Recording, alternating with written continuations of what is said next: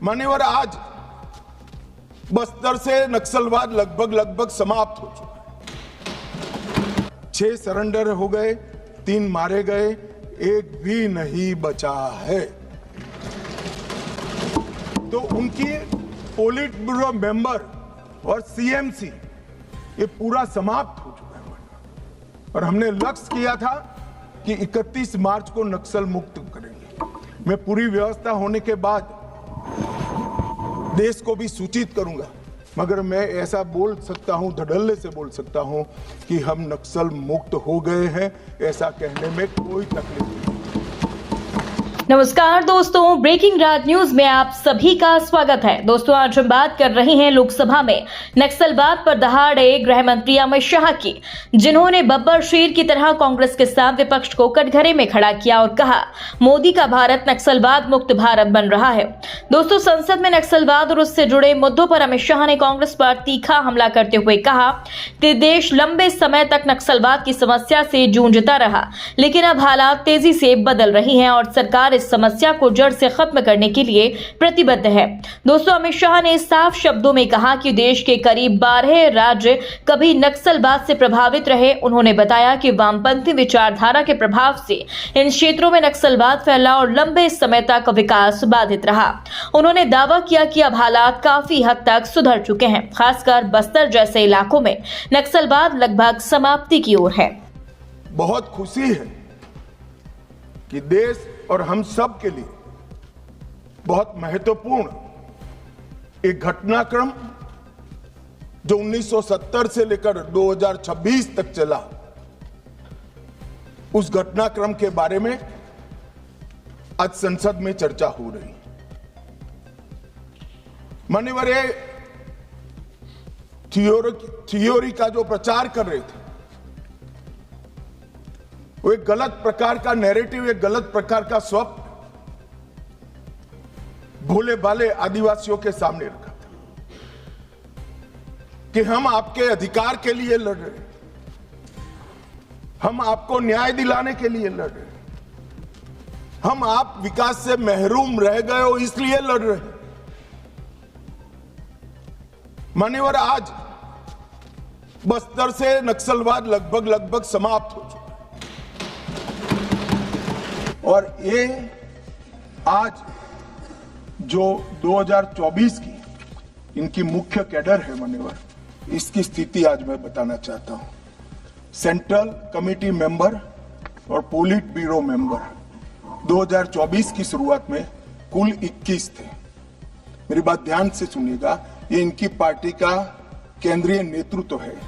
21 थे, एक पकड़ा गया है, 7 सरेंडर हुए हैं, 12 मारे गए हैं और एक फरार है, उसके साथ भी वार्ता चल रही है।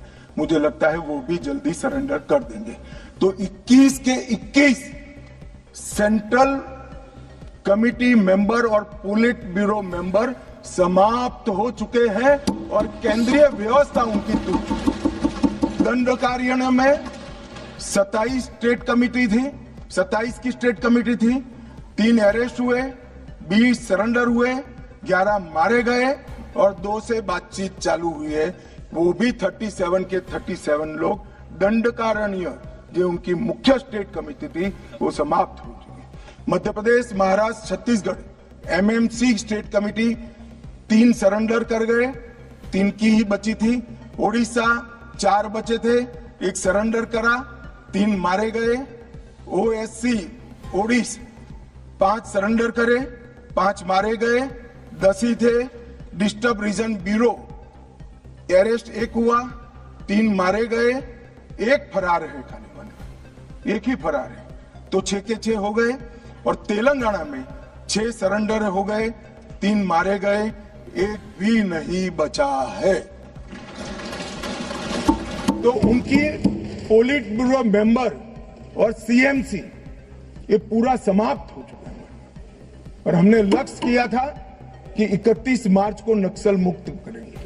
मैं पूरी व्यवस्था होने के बाद देश को भी सूचित करूंगा, मगर मैं ऐसा बोल सकता हूं, धड़ल्ले से बोल सकता हूं कि हम नक्सल मुक्त हो गए हैं। ऐसा कहने में कोई तकलीफ नहीं। मान्यवर, बसवराजू इनके महासचिव न्यूट्रलाइज हुए।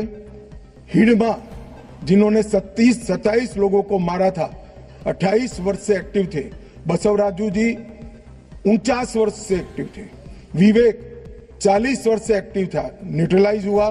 गजरल्ला रवि 11 वर्ष से एक्टिव थे, न्यूट्रलाइज हुए। कदारी सत्यनारायण रेड्डी 46 वर्ष से एक्टिव थे, न्यूट्रलाइज हुए। गणेश उइके 44 वर्ष से एक्टिव थे, न्यूट्रलाइज हुए। वेणुगोपाल आत्मसमर्पण किया, 46 वर्ष से एक्टिव थे। वासुदेव आत्मसमर्पण किया, 36 वर्ष से एक्टिव थे।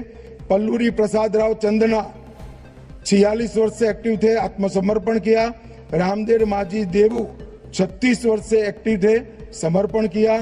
टिपरी तिरुपति 44 वर्ष से एक्टिव थे, उन्होंने भी सरेंडर कर दिया है। मान्यवर मुख्य हथियारी माओवादी समाप्त हो चुके हैं। यही नहीं, गृह मंत्री शाह ने साफ शब्दों में कहा कि देश के करीबन 12 राज्य कभी नक्सलवाद से प्रभावित रहे। उन्होंने बताया कि वामपंथी विचारधारा के प्रभाव से इन क्षेत्रों में नक्सलवाद फैला और लंबे समय तक विकास भी बाधित रहा। उन्होंने दावा किया कि अब हालात काफी हद तक सुधर रहे हैं और खासकर बस्तर जैसे इलाकों में नक्सलवाद लगभग समाप्त हो चुका है। दोस्तों, संसद में जिस तरह से शाह ने दहाड़ लगाई और कांग्रेस के साथ विपक्ष को आड़े हाथों लिया, इस पर आपका क्या कहना है? कमेंट बॉक्स में हमें जरूर बताएं। यदि आपने अभी तक हमारे चैनल को सब्सक्राइब नहीं किया तो प्लीज बेल आइकन दबाकर अभी हमारे चैनल को सब्सक्राइब करें। अगली ताजा अपडेट के साथ हम आपके बीच जल्द हाजिर होंगे। तब तक के लिए नमस्कार, जय हिंद।